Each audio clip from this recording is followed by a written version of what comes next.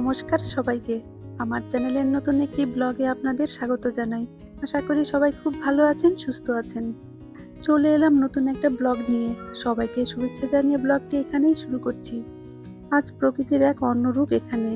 বাইরে এত সুন্দর হাওয়া দিচ্ছে, মনটা যেন ঘরবন্দি হয়ে থাকতে চাইছে না। তাই একবার ব্যালকনিতে এসে দাঁড়ালাম। প্রকৃতির এই রূপ দেখে মন এমনিতেই ভালো হয়ে যায়।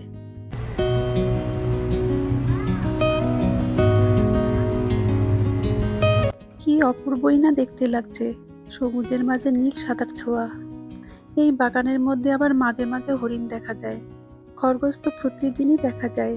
যদি কখনো সম্ভব হয় আপনাদের একবার হরিণ দেখাবো। বাইরে এত সুন্দর হাওয়া, মনে হচ্ছে আরো কিছুক্ষণ থাকি।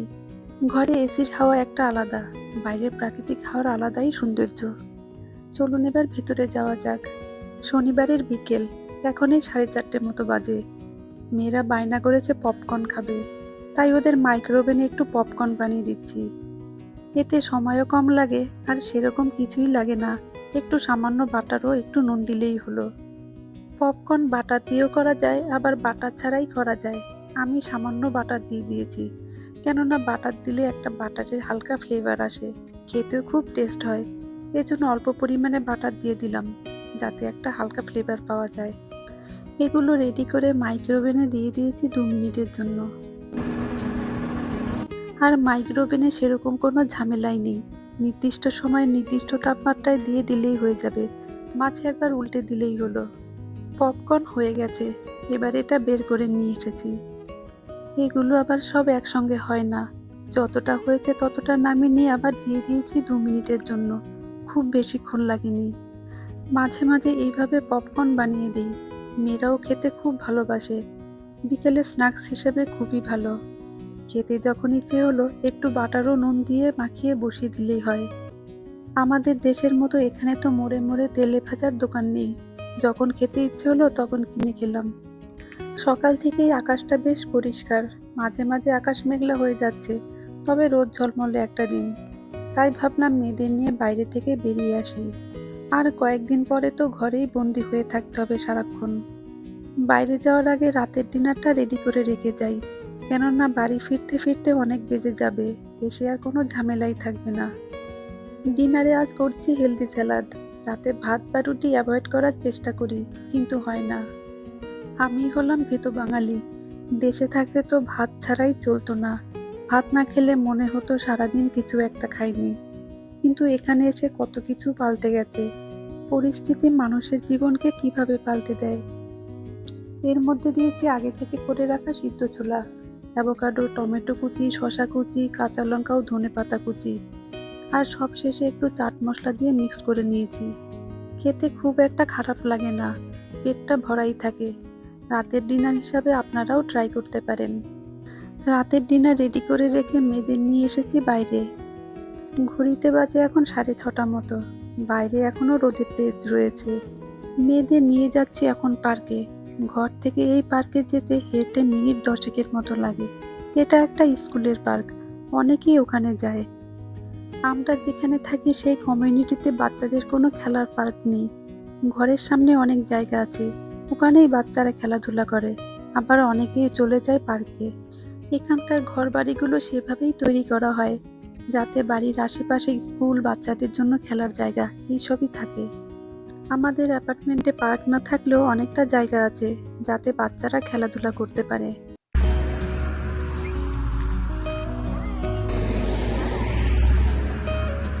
কমিউনিটির ভিতরে পার্ক থাকলে এতটা দূর কষ্ট করে যেতাম না। যাই হোক, এমনিতেই তো আমাদের কোনো মুভমেন্ট নেই, সারাক্ষণ তো ঘরেই থাকি। পার্কে যাওয়ার জন্য এতটা দূর হাঁটাও হবে আর ঘোরাও হবে। এই বাড়িগুলো দেখতে এত ভালো লাগে আমার, কিন্তু এই বাড়ি মেনটেন করাও কঠিন কাজ। অ্যাপার্টমেন্টে কিছু নষ্ট হলে বা কিছু হলেও অ্যাপার্টমেন্টের হাউজিংয়ের লোক এসে সব ঠিক করে দেয়, আর ভিলা মানে সব নিজের করতে হয়। এই ছুটির দিনে চারপাশের রাস্তাঘাট একদম ফাঁকা। এখানকার বেশিরভাগ রাস্তাই, হয়তো বেশিরভাগ সময়ই এরকম থাকে। চতুর্দিক এখন শুনশান, পাখির আওয়াজ ছাড়া আর কিছুই শোনা যাচ্ছে না। এই সামার টাইমে বাইরে যেতে এত ভালো লাগে। উইন্টারের সময় বাইরেই বেরোনো যায় না, যদিও সকালের দিকে এখন একটু হালকা ঠান্ডা পড়ছে। এখানে সমস্ত বাড়ি যেহেতু ভিতরটা কাঠের, তাই জন্য গরমকালে এত কষ্ট হয়, বাইরে বেরোলে যেন একটু শান্তি পাই। বাইরে গেলে বোঝা যায় চারিদিকে সবুজ আর সবুজ। আর এখানে যেহেতু আশেপাশে গাছপালা রয়েছে, তাই গরমের সাথে সাথে হালকা ঠান্ডাও পাওয়া যায়। চারপাশ সবুজের সমারোহ। গল্প করতে করতে পার্কে যে কখন পৌঁছে গেছি বুঝতেই পারিনি। আমরা চলে এসেছি পার্কে। এটা একটা স্কুলের পার্ক। অনেকে এখানে খেলতে আসে, হাঁটাহাঁটি করতে আসে। পার্কে সেরকম কোনো লোকজনই আসেনি আজ। ছুটির দিন বলে আজ একটু ফাঁকা আছে, অন্যান্য দিন তাও লোকজন আসে। এদেশে একটা সুবিধা হলো পার্কই বলুন আর মাঠ, সবই হয় বাড়ির কাছাকাছি। এখানে পার্কে শুধু বাচ্চারা খেলাধুলা করে না, অনেকেই হাঁটাহাঁটি করে। এখানকার সতেজ হাওয়াও কি ভালো লাগে।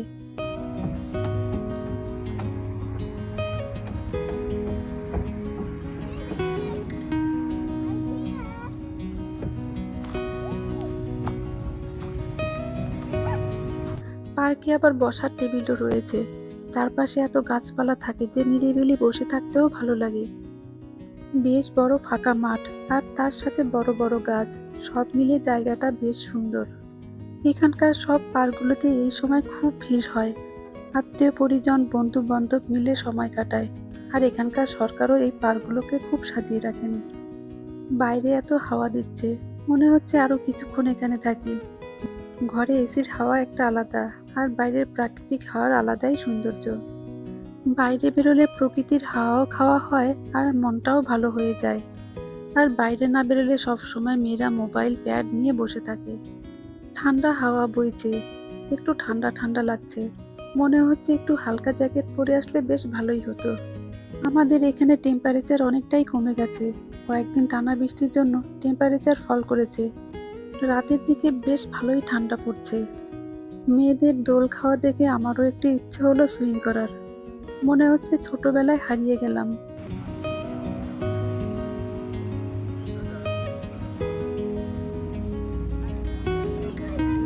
এ দেশ ঋতু বৈচিত্র্যের দেশ। এই বছরে মার্চ এপ্রিলেও দিনগুলি ছিল বেশ ঠান্ডা। সকালবেলা ঘুম থেকে উঠে বাইরে তাকালে চোখে পড়তো কুয়াশা ভরা প্রকৃতি। এরপর হঠাৎ করে চারিদিকে কেমন যেন পাল্টে গেল। গাছপালা হয়ে উঠল ঘন সবুজ। রোদ ঝলমলে দিন আর নীল আকাশ জানান দিল বসন্তের আগমন। বসন্ত শেষ হতে না হতেই জানান দিচ্ছে শীতের আগমন। এখন আস্তে আস্তে চারিদিক বদল হতে শুরু করেছে। গাছপালার রং একটু একটু করে চেঞ্জ হচ্ছে। সত্যি বলতে কি, ওয়েদারের এত চেঞ্জ এখানে থাকলেই বোঝা যায়। এখন এই 7:30 মতো বাজে, সন্ধ্যা হয়ে আসছে। বেশ কিছুদিন আগেও 9:30টার সময় সন্ধ্যা হতো। সন্ধ্যা মানেই সবারই বাড়ি ফেরার পালা। দিনটা প্রায় শেষের মুখে। আর আধ ঘন্টার মতো পাবো দিনের আলো। এখন তো আস্তে আস্তে দিন ছোট হয়ে যাচ্ছে, রাত একটু একটু করে বড় হচ্ছে। এই 8টার সময় এখন সন্ধ্যা হয়ে যায়। চলুন তাহলে এবার দিনের শেষ আলোটুকু নিয়ে বাড়ির দিকে যাওয়া যাক। যাই হোক, ভিডিওটা তাহলে এখানেই শেষ করছি। আমার এই ভিডিওটা ভালো লেগে থাকে তাহলে লাইক, শেয়ার, কমেন্ট করার জন্য অনুরোধ করে রাখলাম। সবাই ভালো থাকবেন, সুস্থ থাকবেন। আবার দেখা হবে অন্য একটি ভিডিওতে। আর আমার চ্যানেলটা যদি ভালো লেগে থাকে তাহলে প্লিজ একটা সাবস্ক্রাইব করে নেবেন। সবাই ভালো থাকবেন, সুস্থ থাকবেন, সাবধানে থাকবেন।